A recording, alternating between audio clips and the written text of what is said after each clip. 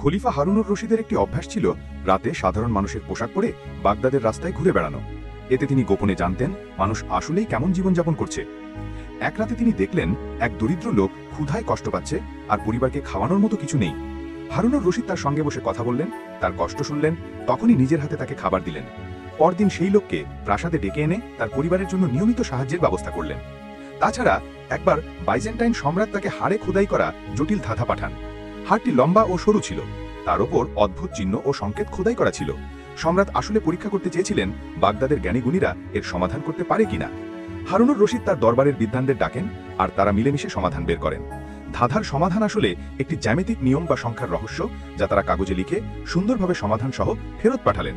এতে প্রমাণ হয় বাগদাদ ছিল কেবল সামরিক শক্তিতে নয়, বিদ্যা ও প্রজ্ঞাতেও শ্রেষ্ঠ। হারুনুর রশিদের এই দুই দিক, মানবিকতা আর জ্ঞান চর্চা, তাকে ইসলামের স্বর্ণযুগের অন্যতম শ্রেষ্ঠ খলিফা বানিয়েছিল। সুপ্রিয় দর্শক, আমাদের ভিডিওগুলো ভালো লাগলে ভিডিওতে লাইক দিতে পারেন এবং চ্যানেলটি সাবস্ক্রাইব করে দিন।